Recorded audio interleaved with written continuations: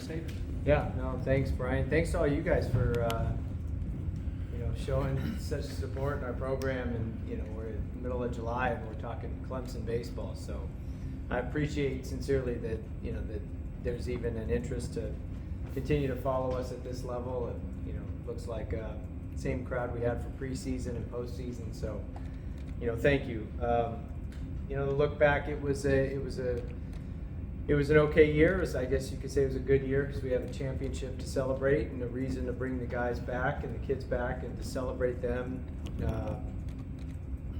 When they get their rings at a football game. So I think anytime you celebrate a championship, you can look back at that very fondly. That being said, we finished the year not in Omaha, so Omaha is the standard, and the goal is to ultimately win our program's first national championship. If you don't win a national championship, but you do finish in the College World Series, then you can consider it a great year. So that being said, especially with the momentum we had at the end of the year, I think everyone that inside this room, every one of our players, staff, even fans, supporters, media, everybody, kind of riding that wave, and it felt awesome, and it felt like that was the team that was going to do it. And get back to Omaha for the first time since 2010, but ultimately we didn't. That Saturday game against Tennessee will always be, at least from a coaching perspective, one of those wounds that never closes, never heals. I think I've Monday morning quarterbacked that game every day ever since. But nonetheless, it was great to flip the season around the way we did, to know where we were and how we turned it around and made it something into a positive. That'll be the storyline. We talked about that at the end of the year, and the look forward is to take the next step and take this program to a level that it's never been before, do something it's never done before. One of those things is to play for a national championship. The other thing is to win a national championship. So that's what's in store ahead. That's the end of the road. That's the destination.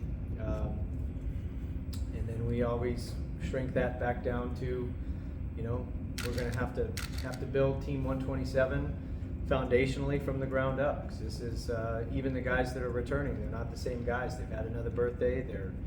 They've grown. They've improved. And plus with the new guys we've got coming in, Team 127 is a totally different team, and we'll have to build that team the same way that we did with Team 126. And it's going to be very intentional about all the little things and details that matter, and just continue to build the program and create a training environment, especially with what we do here in this classroom about building the person and building the teammate, and ultimately that creates a better team.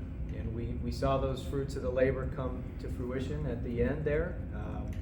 Ultimately didn't get it done, but you could still see how culturally with this program it just felt right, looked right, had a bunch of great kids, and that'll be the big challenge for the staff going into this fall.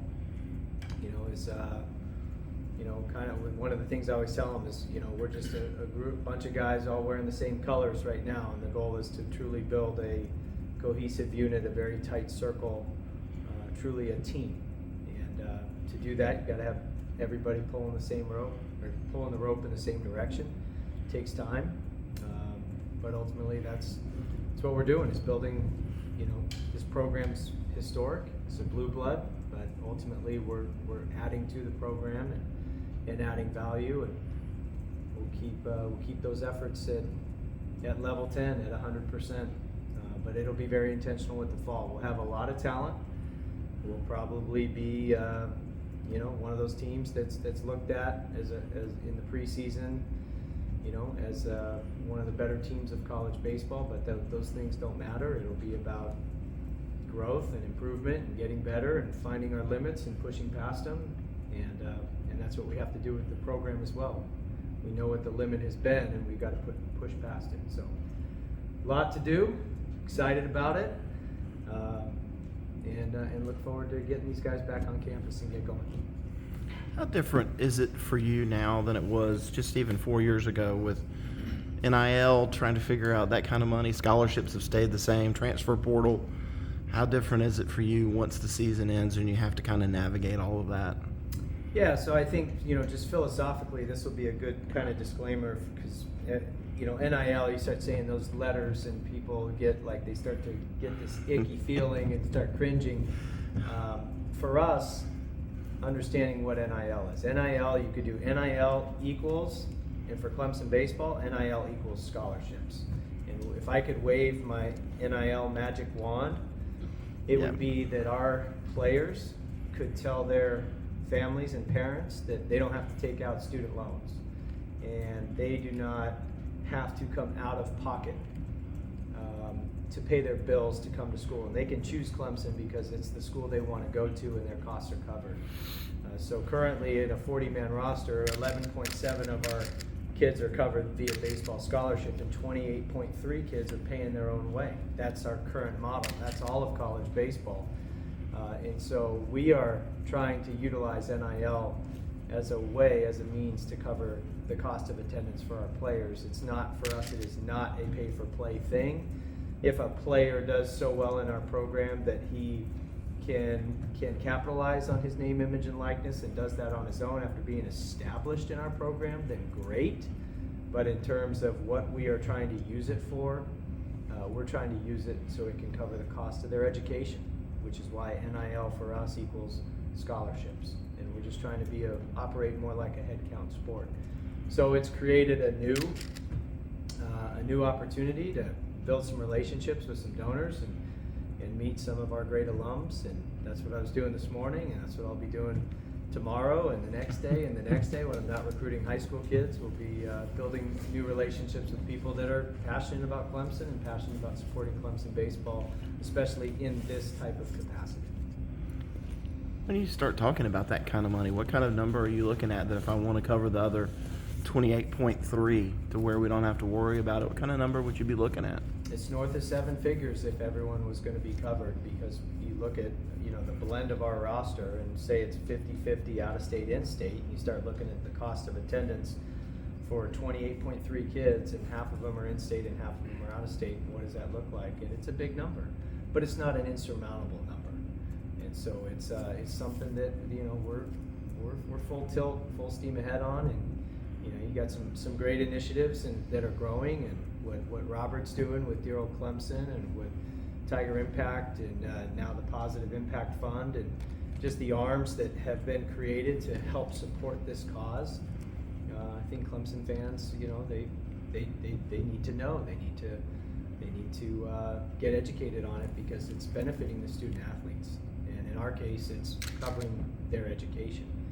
So I think that's probably the biggest mindset shift for when people hear those letters NIL and start to go into the pay-for-play thing, which has created problems with tampering and the portal and so on and so on. But for us, it's just focusing on the positives of this. And forever and ever, college baseball has been synonymous with student loan debt, and now we have a thing that could eliminate kids walking out of school with big loan amounts that they're weighted down, and it's a burden for them. We don't want that. We want these kids to be able to come be a student athlete and have their education costs covered.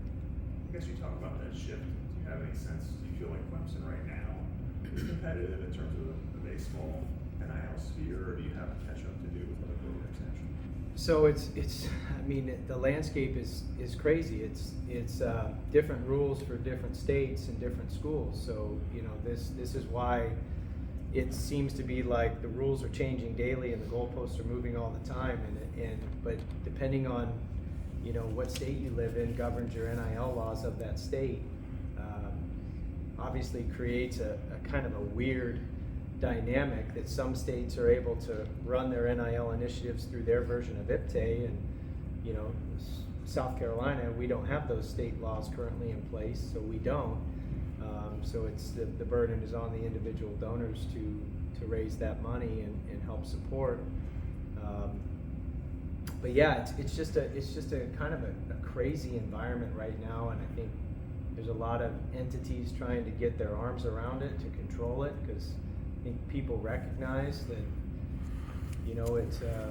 feels like it's not contained right now, and so the IRS coming out and basically saying a few weeks ago that these companies, these collectives, and these NIL companies are, don't meet their 501c3 status, and now the money going in is not a tax deductible or taxable gift. That's a big impact, and so it's just you got student athletes searching and wanting the help and wanting to help themselves and help their families. But yeah, I do think there needs to be and look, Clemson's working on it and working hard at it, but we're also following the rules and doing it the right way.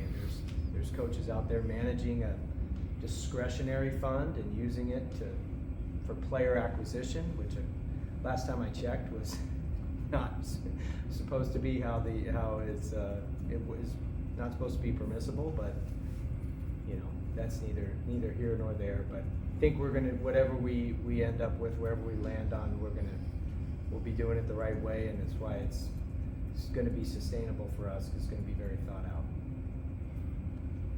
I guess I don't think you can talk specifically about transfers. I don't think you've signed here yet, but Right. do you have a figure, have an idea of how many you have committed and how deep that transfer class will actually be? Yeah, we have 7 committed. We'll have 20 new players. It's a big class for us, for sure. But we identified a lot of needs, and there was some roster expansion legislation this past year that takes our roster up to 40, and so we'll have a very competitive team, and just identified some needs in the transfer portal that we targeted, and once those guys went in, we knew we needed that position or that guy or that type of player, that whether it's a pitcher or position player, we knew what we were looking for, with the expectation that we were going to lose our entire infield and Ryan Ammons and guys like that. Now getting a guy like Blake Wright back, that's a luxury item. To have a senior come back, could have signed, decided to come back. Getting guys back like that, Nick Clayton coming back, Rob Hughes coming back, those are guys that we weren't sure, what was going to happen. But those are maybe the biggest additions to our program, is the retention of those types of guys, because they've got experience in our program and had a lot of success in our program. With that said, what was, if you don't mind asking, what was the situation with Billy and why he decided to leave? Yeah, Billy's a great hitter, and I think there's probably a lot of things that went into it for him personally. So I don't want to speak for him. I think for me, it just we didn't want him to go, but obviously we wish him all the best. And he's an elite hitter, and he had an elite year, and so hope he continues to find that success. Have you spoken to Caden Bryce at all since he signed, and what were your conversations like with him? Yeah, he's been here. He's been around. He's even worked camp. Caden's. I got a random email. This just speaks to Caden's. I got a random email from someone that was out in Greenville, and Caden was at a restaurant out in Greenville and took the time to meet this guy's family and take pictures with his daughter, and was all smiles and went out of his way, and just Caden is one of those guys. I mean, he's a generational type of talent to do what he did on both sides of the ball here, but he's an even better dude. And I saw that constantly with him, of how he would just invest his time with some of the younger kids and always signing autographs and always with a smile on his face, and never looked at it as like as a have to. It was more of a get to. And I think the future is very bright for him. He's going to have a long, successful career as a major leaguer. So we're all excited for him to start that next chapter.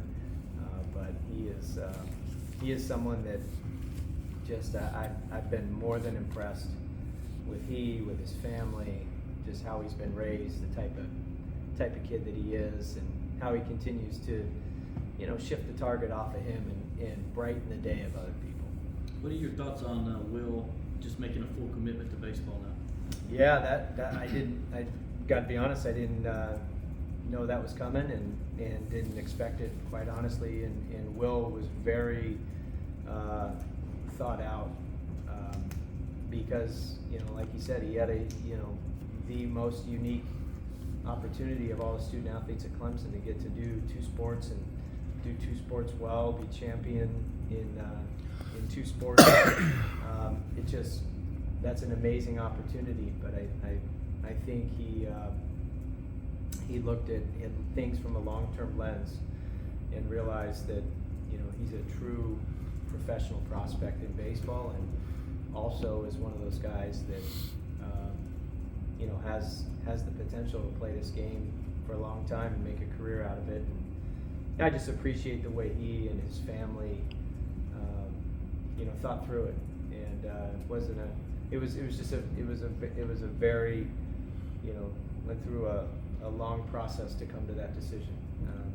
And I just appreciate he and his dad. I had breakfast with he and his dad up in the Cape, and you want to talk about solid, salt of the earth people. That's an incredible family, the Taylor family, and that was awesome to get to spend some time with them up there. What kind of difference could that make for him to go, now he's 365 baseball, and how can that help him on the baseball diamond? I think anything, no matter what your craft is, if you devote more hours to it, you accelerate the development. So I think for him, he's just looking at it as, all right, I got this good playing half the year. How good can I get playing full time? So I think he is very much looking forward to being a baseball player for the first time. It's the first time he's going to specialize after 20 years old, and so he's one of the latest to do that. And so I think he's looking at this being an accelerant for his career, because he's now gonna, all the things that go with that, how he trains, how he lifts, the mental game, all the fall sessions in here, but just being able to narrow his focus just on the one sport, and how he develops and recovers his body that way, I think will be beneficial for him. And is that also a case study in the 11.7, and that he was a full ride for football, and now you've got to add him into that 11.7 mix? Well, that's the thing. I mean, and that's one of the reasons I appreciate his dad and him, is they didn't make that the main thing. And there are a lot of people out there that, that was the main thing, and it's all about the money. And for them, it wasn't about the money. They're looking at it more long term, where the real money is on the back end. It's him being a professional player and having a long major league career. He wasn't looking to, at the money as a short-term thing. And I really appreciate the way they went about that thought process. So, yeah, we're going to try to help him out for sure. But again, this was a 11.7. It's 11.7 is always like this floating number, because you don't know who's coming in, who's coming out. But we will do everything in our power to make sure we can help him out. But that may be a situation where he would be a great candidate to get some NIL dollars to help cover that difference.